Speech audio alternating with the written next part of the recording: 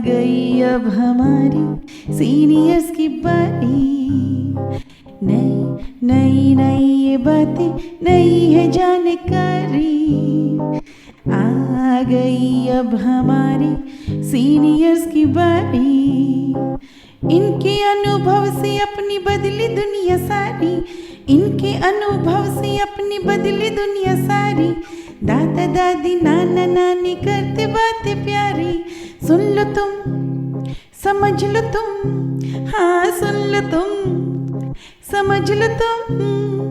सुन लो तुम, समझ लो तुम, बात ये हमारी। खुश रखोगी इनको तो होगी खुशी तुम्हारी। नई बात है ये देखो, नई जानकारी। आ गई अब हमारी सीनियर्स की बारी। दिन भर हमारे दिमाग में कुछ न कुछ चलता ही रहता है। ये दिमाग के घोड़े रुकने का नाम ही नहीं लेते। विचारों के समंदर में हम दिन भर उथल पुथल से लड़ते रहते हैं। पर एक कला है जिसकी मदद से हम विचारों की इस उथल पुथल में फंसे अपने अशांत मन को शांति और एकाग्रता की ओर ले जा सकते हैं। आइए कुछ पल बैठते हैं बुजुर्गों की छांव में। जो देखी है उनकी आंखों ने जिंदगी के ढेरों अनुभव, उन अनुभवों से अनुभव हम आज लेते हैं। नमस्कार दोस्तों, आप सबका स्वागत है। विज्ञान प्रसार, विज्ञान और प्रौद्योगिकी विभाग, भारत सरकार एवं अलगप्पा विश्वविद्यालय कराईकुडू तमिलनाडु के संयुक्त तत्वाधान में वरिष्ठ नागरिकों द्वारा प्रस्तुत एक खास कार्यक्रम श्रृंखला अनुभव में, जिसे आकार दिया है डॉक्टर आर श्रीधरन ने और मार्गदर्शन कर रही हैं कार्यक्रम की मेंटोर पूजा मुरादा। साथ ही निर्माता हैं चित्रा शर्मा और जमशेद खान, और जिसे आप सुन पा रहे हैं सामुदायिक रेडियो 90.8 FM 24 पर। और मैं हूँ आरजे सनी। दोस्तों, मैं बात कर रहा हूँ मेडिटेशन यानी कि ध्यान की, जिसके बारे में साल 2005 में हार्वर्ड मेडिकल स्कूल में हुए न्यूरोसाइंटिस्ट द्वारा किए गए एक अध्ययन से पता चला कि लगातार ध्यान देने मेडिटेशन से ब्रेन में कार्टिकल्स की लेयर में वृद्धि होती है और उसकी थिकनेस बढ़ जाती है। 6 साल बाद एक और हार्वर्ड अध्ययन में उन लोगों के दिमाग की तुलना की जिन्होंने हर दिन कम से कम 30 मिनट के लिए ध्यानपूर्ण अभ्यास किया और जिन्होंने नहीं किया। केवल 8 सप्ताह के बाद पता चला कि जिन्होंने मेडिटेशन किया उनके हिप्पोकैम्पस में कुछ चेंज हुआ। ये ब्रेन का वो हिस्सा है जो स्मृति और सीखने में बहुत बड़ी भूमिका निभाता है। कुछ हद तक रिजल्ट ये निकला कि जो लोग मेडिटेशन करते हैं उनकी स्मृति और सीखने की क्षमता में इजाफा होता है। अब मेडिटेशन के इतने सारे फायदे हैं तो हमने सोचा क्यों ना अनुभव कार्यक्रम की इस कड़ी में इसी विषय पर बात की जाए। तो चलिए, आज के हमारे अनुभव प्रोग्राम की इस कड़ी में आज का हमारा विषय है मेडिटेशन, जिसकी होस्ट हैं अमिता शाह और विषय विशेषज्ञ हैं संस्कार। साथ ही कुछ सहायक सीनियर सिटीजन जो पूछेंगे मेडिटेशन से जुड़े हुए सवाल संस्कार जी से। तो चलिए बढ़ते हैं कार्यक्रम की ओर और शामिल हो जाते हैं आज की मेडिटेशन से जुड़ी हुई इस खास चर्चा में। नमस्कार दोस्तों, मैं हूं आपकी दोस्त एवं होस्ट अमिता शाह और मैं आशियाना उत्सव भिवाड़ी में रहती हूं। FM 24 भिवाड़ी की ओर से और अनुभव कार्यक्रम के तहत आपके लिए हम एक दिलचस्प कार्यक्रम लेके आए हैं। ये दिलचस्प कार्यक्रम मेडिटेशन की ओर ले जाता है हमें। ये मेडिटेशन कैसे करते हैं, इसके क्या लाभ हैं और ये प्रक्रिया किस तरह से करी जा सकती है, ये जानकारी हमें देंगे संस्कार जी, और इनसे तमाम सवाल पूछेंगे मेरे दोस्त भूपेंद्र मित्तल, मिस्टर सिंगला और वीना महेश्वरी। तो कैसे हैं आप? नमस्कार संस्कार जी। सबको नमस्कार जी। आप मेडिटेशन के बारे में आज हमें बताएं और हमारे जो श्रोता सुन रहे हैं वो इससे किस तरह से लाभ। जरूर बताऊंगा जी। संस्कार जी, हमारे मन में बहुत से विचार चलते हैं, हम नहीं चाहते फिर भी ऐसा होता रहता है जी। तब ऐसे में ध्यान कैसे लगाएं? आप तो कई लोगों को ध्यान में ले जाते हैं, तो आज हमें भी इसके बारे में कुछ बताएं। हाँ, अवश्य बताऊंगा। इसके पहले कि मैं कुछ कहूँ, ये बताना ज़रूरी है कि मेडिटेशन के बारे में थोड़ा बहुत ही समझाया जा सकता है। इसे तो प्रैक्टिकल अनुभव से ही जाना जाता है ज़्यादातर। जैसे स्विमिंग है, या साइकिलिंग है, तो स्विमिंग के बारे में हम तभी उसको अनुभव करके पानी में उतर के ही उसको सही तरीके से समझ सकते हैं। या जैसे साइकिल चलाना है, साइकिल चलाना भी उसके सारे इफ्स एंड बट्स कानून कायदे बता दिए जाएं, बैलेंसिंग कैसे करते हैं, क्या करते हैं, लेकिन जब चलाएंगे तभी आपको अनुभव में आएगा। तो ऐसे ही मेडिटेशन के बारे में है। एक्चुअली में मेडिटेशन क्या है, एक चेतना का विज्ञान है। इसको प्रयोग से अनुभव किया जाता है, जैसा मैंने कहा। और चेतना क्या है? चेतना एक ऊर्जा है जिससे यह जीवन, यह शरीर, मन इत्यादि सब काम करते हैं। ये हम अच्छी तरह से जानते हैं, इसके लिए ऊर्जा चाहिए होती है। तो इसे जानने के लिए अंतर यात्रा करनी होती है। अंतर यात्रा यानी अपनी इंद्रियों को भीतर की तरफ मोड़ना। ये कोई ज्यादा मुश्किल काम नहीं है, पर बहुत मुश्किल लग रहा है मुझे। नहीं केंद्रित नहीं हो पाता। अरे बात सुनिए आप, जी, इसको जी। प्रैक्टिस की जरूरत होती है, बस और कुछ नहीं। जैसे मैंने कहा ना कि स्विमिंग में प्रैक्टिस की जरूरत होती है, साइकिलिंग में प्रैक्टिस की जरूरत होती है, तभी जो है वो परफेक्शन आता है। उसी तरह मेडिटेशन में भी प्रैक्टिस की जरूरत होती है। बड़ा बहुत इंटरेस्टिंग लग रहा है संस्कार जी, ये तो सब जो अभी तक आपने बताया है, अभी शुरू में ही इतना बढ़िया। तो आप हमको ये बताइए कि अंतर यात्रा की कैसे जाती है? अरे बड़ा आसान है अंतर यात्रा। देखो मैं आपको समझाता हूँ अंतर यात्रा कैसे की जाती है। सबसे पहले एकांत स्थान में आरामदायक स्थिति में बैठ जाएं, जिससे आपके शरीर में कोई इरिटेशन ना हो। आंख बंद करें, हो सके तो रीढ़ को सीधा रखें, फिर आती जाती श्वास पर ध्यान दें। समझ रहे ना आप? एक प्रोसेस बता रहा हूं मैं जी। थोड़ी देर के बाद बंद आंखों से ही अनुभव करेंगे कि आपको क्या दिखाई देता है। या तो अंधकार सा दिखाई देता है जी। या फिर उसके साथ विचार पर विचार चलते रहते हैं, जैसा आप लोगों का प्रश्न है। अगर विचार हो तो किसी भी विचार पर अटके नहीं, बस उनका आना जाना देखते रहें। जैसे बाहर के आकाश में हम एक के पीछे एक बादल गुजरते हुए देखते हैं, ऐसे ही विचारों को देखें।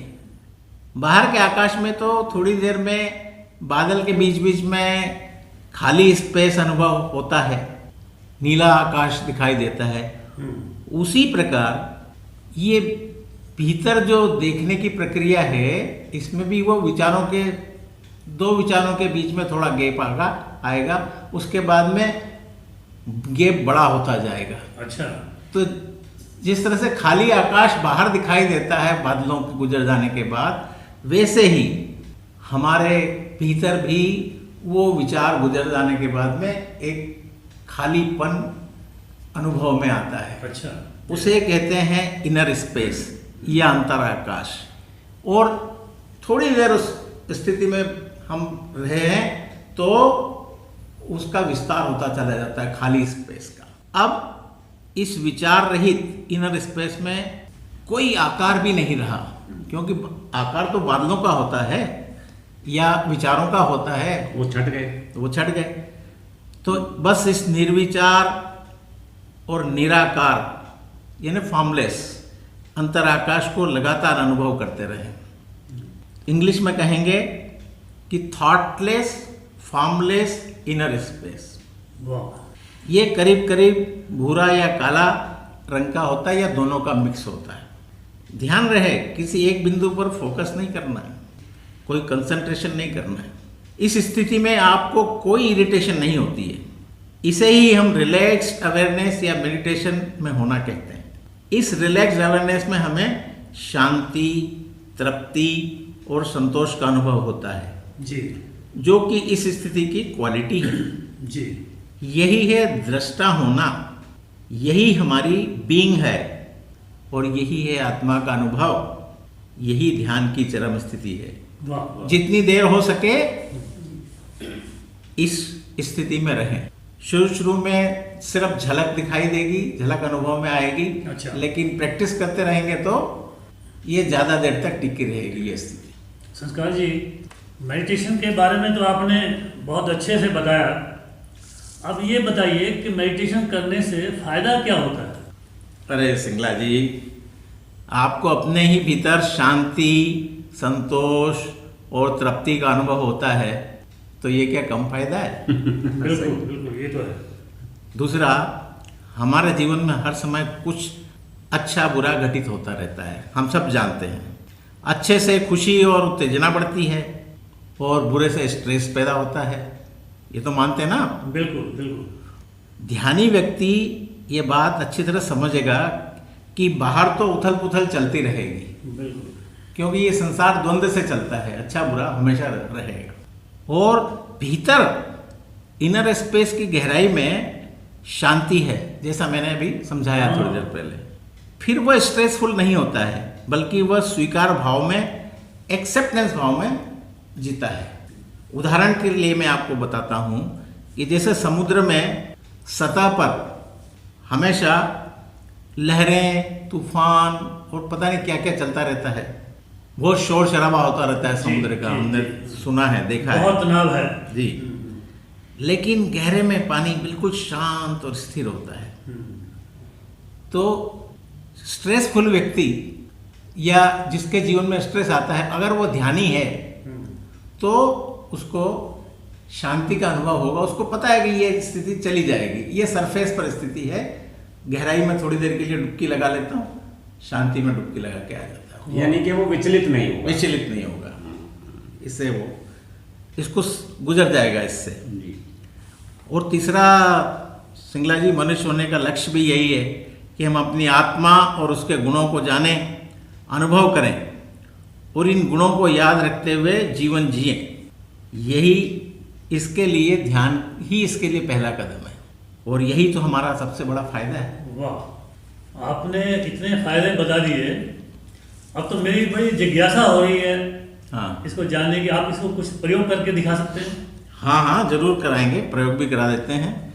छोटे छोटे प्रयोग कराता हूँ आपको, क्योंकि कोई झलक आपको ध्यान की, जो मैंने कहा, एक्सप्लेन किया है जी, उस स्थिति की झलक मिलेगी आपको। इसके लिए निर्विचार स्थिति हमको प्राप्त करनी है। वो कैसे प्राप्त करें?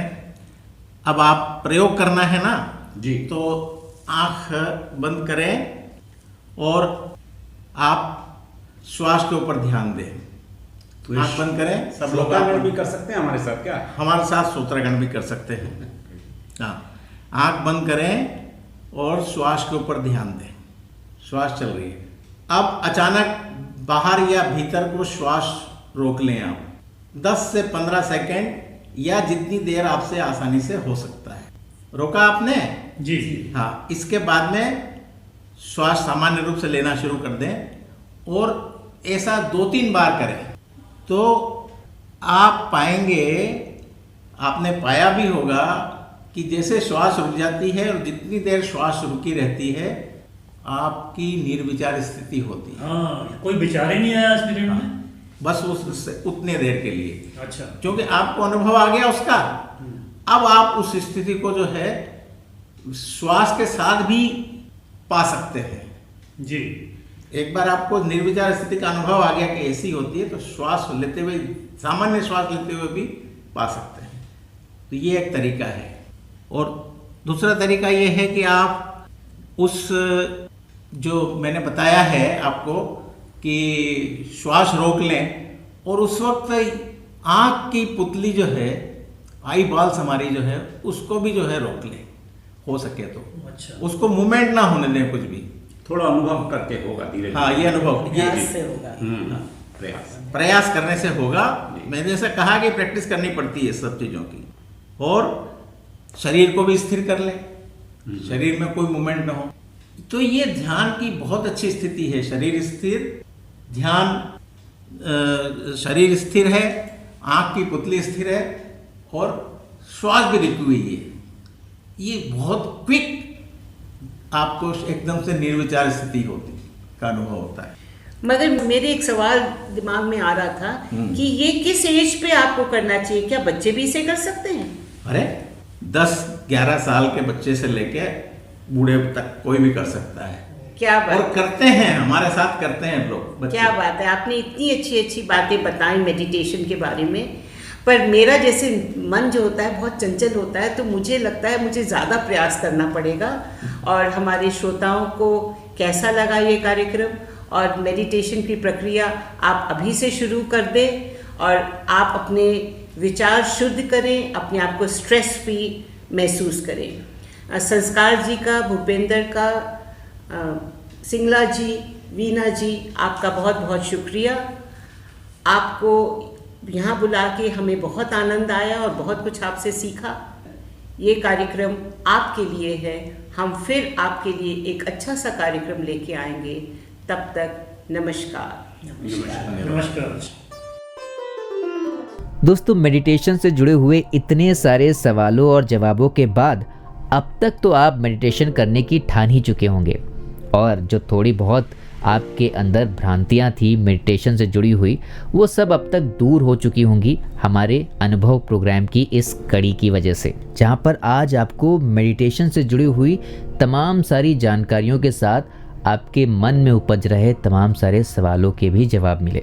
पर इसका श्रेय जाता है हमारे सीनियर सिटीजन्स को, अमिता शाह जिन्होंने इस प्रोग्राम को होस्ट किया, और इस विषय के विशेषज्ञ संस्कार जी जिन्होंने इतनी सरलता से आपको मेडिटेशन के बारे में बताया, और कार्यक्रम में शामिल सहायक senior citizen Bhupendra Mittal, mister Singla और वीना महेश्वरी जी जिन्होंने कई सारे सवाल आपकी तरफ से पूछकर विषय विशेषज्ञ संस्कार जी की मदद से आपकी भी भ्रांतियों को दूर किया।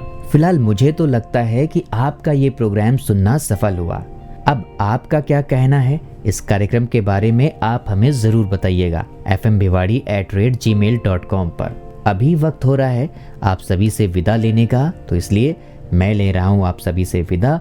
मिलूंगा अगले एपिसोड में। मैं हूँ आरजे सनी और आप सुन रहे थे सामुदायिक रेडियो 90.8 FM 24 पर अनुभव कार्यक्रम की इस खास कड़ी को। आप सुन रहे हैं 90.8 FM 24, आपका रेडियो, आपकी धड़कन।